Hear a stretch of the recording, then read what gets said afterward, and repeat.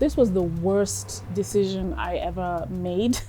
This is about the one time I was in a reality TV show for losing weight.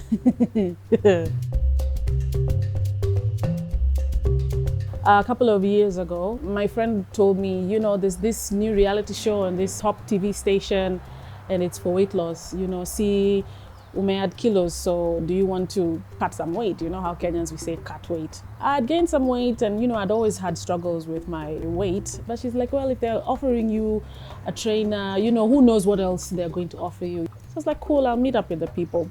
We met up with the producers of the TV show and I found out the first price was $1 million bob and I was like, whoa. I think that was the beginning of all the trouble. So I decided, okay, I'm gonna do the show. It was 3 months. You're going to be weighed live on television I think it was a Friday or something like that during the primetime news. And, you know, they would pick me up and we'd go to the gym. You would work out off a gym and a trainer.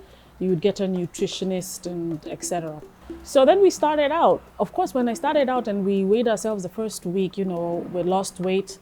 I lost like, I think 2 kilos. Yeah, everything was really great. But I was embarrassed because I was the only one there who was not married, you know, and I did not have kids. So there was a question mark on my head. She's like, you know, then why are you fat? Where did it come from? You know, what's wrong with you? And of course I had no explanation. So everybody's telling me, yeah, you know, you're going to win this. Hauna toto, hauna bwana. There's nothing holding you down. Your metabolic rate will be fine. This one, you got it. So we were about 6 contestants. After the first episode, it became a really popular show. You know, people were really fascinated. And I started to get calls. I don't know how people found my number. Everybody was now giving me advice, you know, fat banners, sijui, what to eat. And now it was a competition. Like the first prize gets 1 million shillings. At that point, you know, it's 1 million bob would have gone a long way. And it became a competition. No, it wasn't now about working out, eating healthy. Everywhere you're going, people are just making comments. Now I started to feel pressure. So I started to now diet because I still didn't learn anything about food or fitness. I just knew work out a lot. And anytime I was eating, everybody was just scrutinizing me about what I was eating. Utakula yo, you will not lose weight. That's what you're eating. Unakula mkate. Really? So already I have my insecurities. And now here I am on public TV, where on the most popular show on the most popular TV station. And then the other ladies were also having the same scrutiny. I can't speak for them, but I know that for some of them, their children would come home crying because the teacher was like, "Oye mama yako, mwambie aache kukula," you know? And he was crying. He's like, "Mami, mbona unakula?" So I started to crash diet badly. Like for breakfast, I would have 1 biscuit of Weetabix, put a bit of flavored milk, go work out for like 3 hours, then go have like a piece of fruit.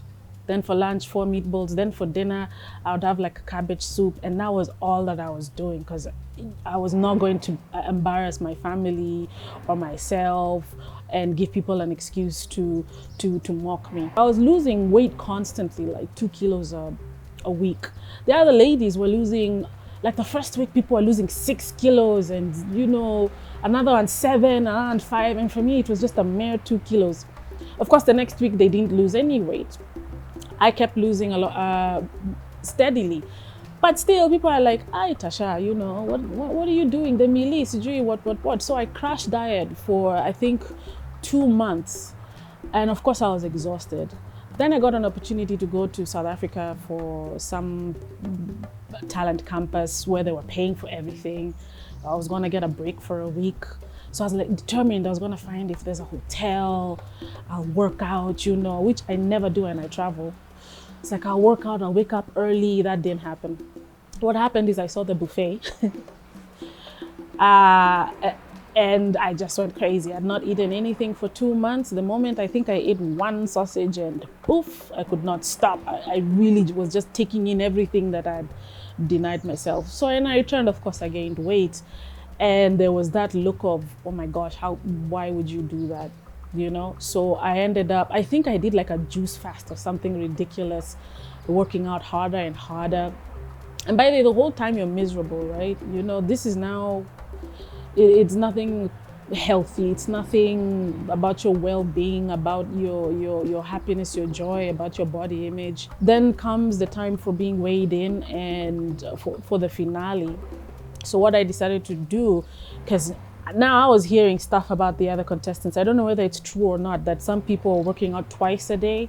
And already people are working out like 2 hours in the morning, 2 hours in the evening. I had some people are taking diet pills or whatnot. So I was like, man, are we supposed to do this clean?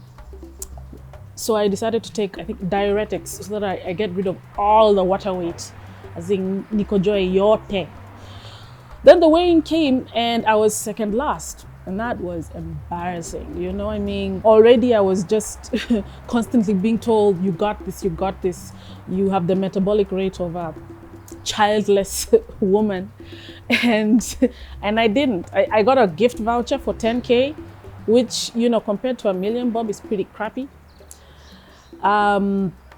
And I never got to enjoy what I had achieved because it was not good enough in any single way. It's like, well, you know, you're coming from a pretty heavy weight and you're not now skinny, you're not, it was a very meh thing.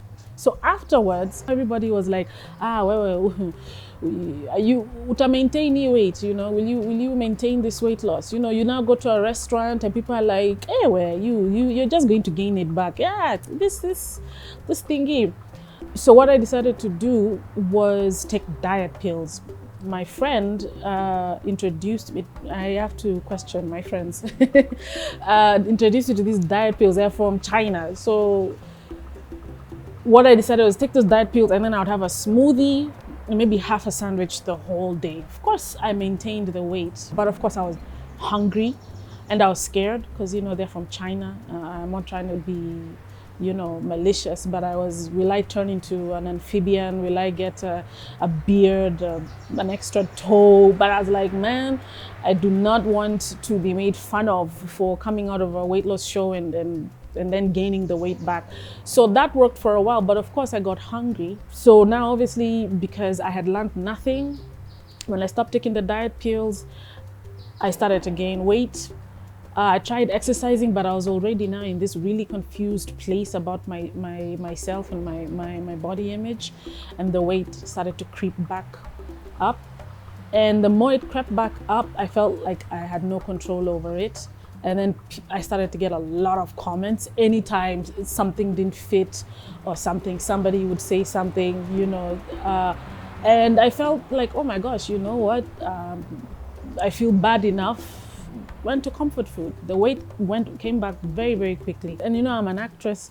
I stopped going for auditions. I stayed behind the scenes writing a lot. As an actress, I live in a pretty vain industry where you have to constantly look a particular type of way. You know, people first judge you with your looks before anything else. But recently, a couple of years ago, I gave myself a break. I said it's too much. It's too much to put that burden on myself that there's something wrong with me, you know, and I have to fix it. So that's what I stopped doing. I stopped fixing myself, you know, and with that came a bit of an ease in now not hiding just in myself, you know, not hiding, not using food as a tool to whatever emotions I'm feeling. I just realized, you know what, I need to really learn about food. I really need to take care of myself and start loving myself and liking myself. And then I did some work. Did some classes to just really work on myself, because now I was at a place where it was out of control and I really needed to see myself. I remember my sister talking about your body is a foreign thing to you. You need to really take it back. It needs to be yours. You need to look at it. It's beautiful. See your body. This digital age, as much as it's negative with social media, when you go online, you'll find, I really follow a lot of body positive people who their body is not a restriction and it's not a flaw. In Kenya, like Naomi Nganga, love Naomi Nganga. But the work really is about yourself. You know, whether you read books, whether you take a class. I'm getting into acting again. It just happened this year for me when I stopped saying that I need to lose weight to be cast. By the way, the one thing I know is when you're a plus size lady in Kenya, you do get typecast. You're a mama, uko na watoto.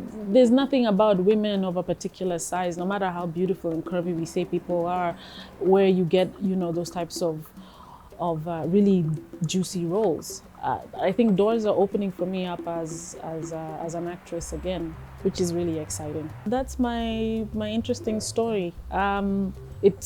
It's more than just about the reality show. I think it's the perception about people who have a particular size. It's about struggling with your body issues. Do you relate with any of these stories? You know, do you have any, you know, body image issues? Has anyone told you anything? Have you said anything to anyone because, you know, they're not the standard, you know, size? Leave a comment below. Let's start the conversation.